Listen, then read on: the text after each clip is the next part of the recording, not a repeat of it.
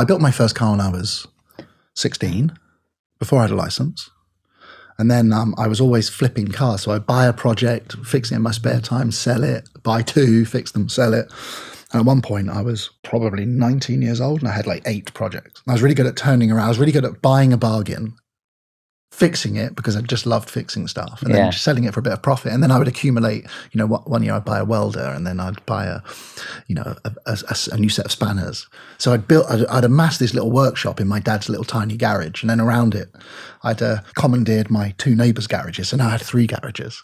And that's awesome. No, it was amazing. And then shift work, being a police officer, working earlys, lates and nights is perfect if you're a car builder because you get a lot of time off. So I was always playing sport. So I was playing football would help fund a lot of it, and I had a job, and then I had all this time off, and my passion was always cars.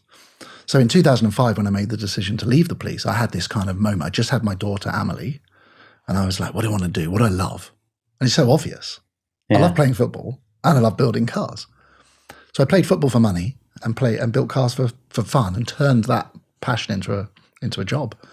And it's weird now looking back. Like if I hadn't left in 2005, I would still be a policeman. It's so weird to draw it out, Oh, I know. That's what I mean. It's like you look back upon your life, and there's so many people who, work on Volkswagens or work on whatever, and they just keep a main job and just do that on the side. But you got to turn this Which is great. But no, I'm so privileged. It's so interesting. And you hear these kind of cliche lines about, if you do what you love, you never work a day in your life. Yeah. It's so true.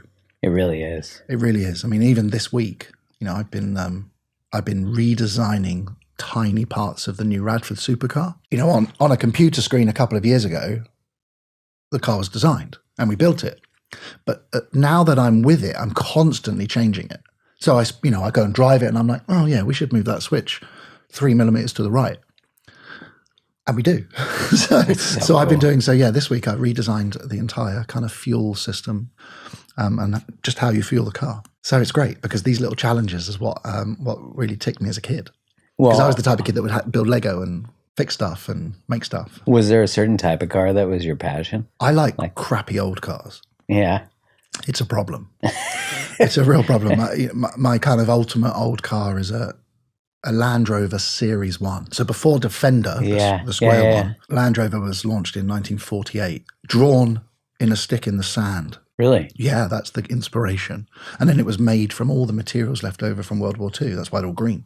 It's all the paint they had. That's why they're all pressed aluminium. So that early Series 1, in my opinion, is the most iconic car on the planet. If you draw that, even that silhouette, anybody in the world knows what it is. It's a Land Rover. Yeah, that's true. So I love working on early Land Rovers. Plus, mechanically, they're really, really simple and robust, and they're forgiving. There's no fine tuning. You don't need to worry about the camber and caster angles on a Land Rover. It just goes over the bump.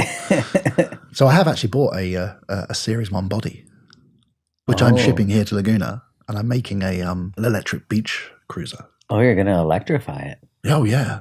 I'm very pro electric cars. Yeah. But will you just use what kind of motor? I don't know yet.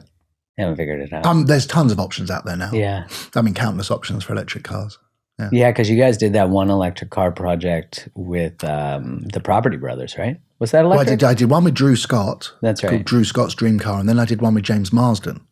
Oh, I remember that. The 4-door Buick. Yeah. And I've heard that car's going for sale in January. Really? Yeah, that is a proper car. I can't believe they're selling that. That was his father's iconic car or favorite car. It was his former brother-in-law, who still is a great friend.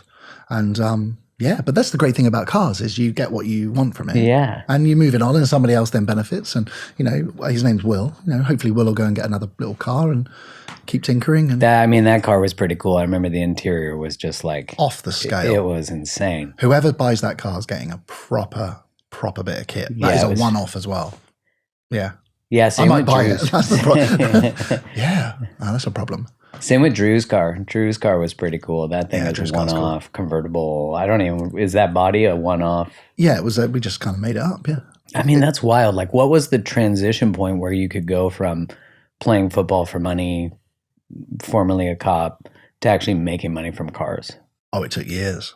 Yeah, what was the turning point that you're like, I can make money here. I can actually have a job, a living. Yeah, looking back, I mean, I was a typical shocking businessman. Like in my world, I'm like, oh, well, I'm paying the mortgage and Yeah. I'm occupied and I'm purpose driven. But looking back, the amount of stuff I did for free, or I just didn't bill, or I just didn't invoice. That's kind of classic, isn't it? Oh yeah, of Early course, on. yeah. It's so common, and it's probably a signal of that you're on the right path Yeah, that's true. because then you're not driven by the financials, you're driven by the process.